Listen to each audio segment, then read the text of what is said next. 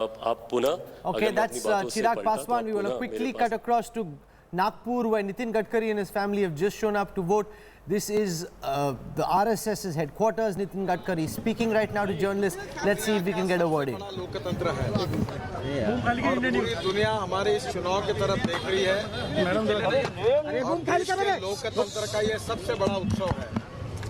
मैं सभी अभी मुझे बहुत खुशी हुई कि बहुत बड़ी तादाद में बहुत बड़ी लाइन में लोग उत्साह के साथ मतदान के लिए आए हैं और लोकतंत्र के मैं लोगों को आह्वान करूंगा कि वो ज्यादा से ज्यादा सब लोग आकर अपने मतदान का अधिकार जो है उसका उपयोग करें। यही उनसे आह्वान है। मेरा पूरा मतदान हुआ है। इस चुनाव में 5 साल में मैंने जो नागपुर में काम किया उसी काम को लेकर मैं जनता के पास गया था और जनता ने मुझे बहुत अच्छा समर्थन दिया है। कार्यकर्ताओं ने समर्थकों ने बहुत परिश्रम किए हैं और मेरा विश्वास है कि इस चुनाव में मैं पिछले बार से भी अच्छे मार्जिन से चुनाव जीतूंगा।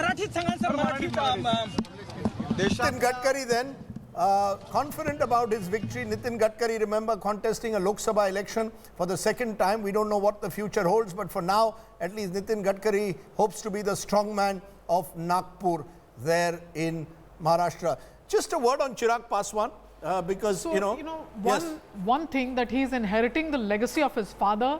But if you see, he's speaking of the Prime Minister Narendra Modi. That legacy, therefore, is a legacy of a new generation, not that of Ramvilas Paswan, brought into the arena of politics by Karpuri Thakur. But let me hold you on to that. Is it not true that Ramvilas Paswan in January this year was weighing all options? There was a strong possibility that he would have switched to the UPA. It didn't happen at the last moment.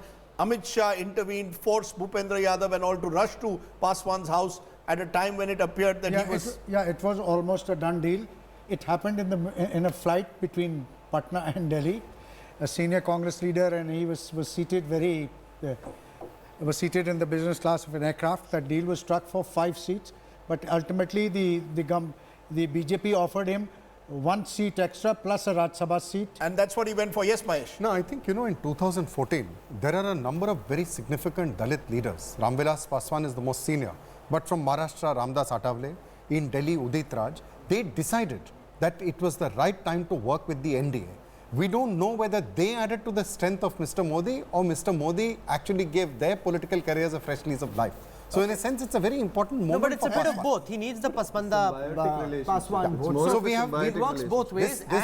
This relationship is on test this time. We have to see whether again they strengthen each other or whether it doesn't work. And because in Bihar, the NDA has the most formidable caste alliance that it does in any other state. The fact that you've got the LJP, you've got the Janata Dal United with Nitish Kumar's focus on the most backward caste, and you've got the BJP, just makes this, unlike the 2015 election, a very, very formidable caste alliance. With one small rider that the other side also has managed to get some kind, much more disjointed.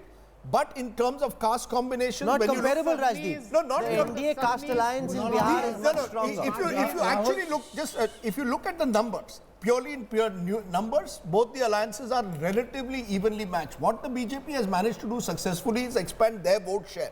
But if you look at just in pure, if you look at Jitin Ram Majhi, you look at Kushwaha, you look at Mukul, Mr. Saini. So if you add all of that, it's a pretty formidable. The problem is their alliance is dependent essentially on Yadavs, Muslims, primarily. Even now, the Congress has weakened. The BJP has strengthened. Yes. Big weakness of the Mahagathbandhan is that Nitish Kumar had an alliance with the Pasmanda Muslim Mahas. He was able to get some amount of the poor Muslim votes. This time around, it's a complete exclusion of that arena.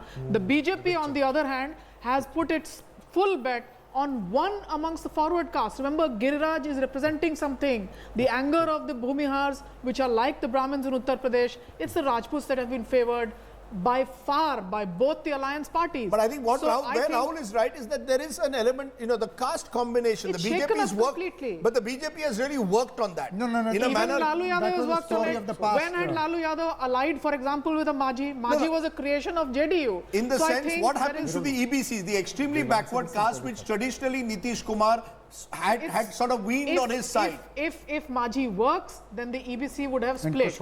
If it does not work, then the EBC is not split. Okay, that's the interesting thing. After a very long time, you have Modi, that is Narendra Modi, and Nitish Kumar joining forces. We shouldn't forget in the last election, Nitish fought on his own, and then there was an assembly election where he joined hand with Lalu. So this is a fascinating election in Bihar because this combination of Nitish Kumar with BJP is not new, but Nitish Kumar with the Narendra Modi led BJP is new. So it's a very, very interesting and fascinating election.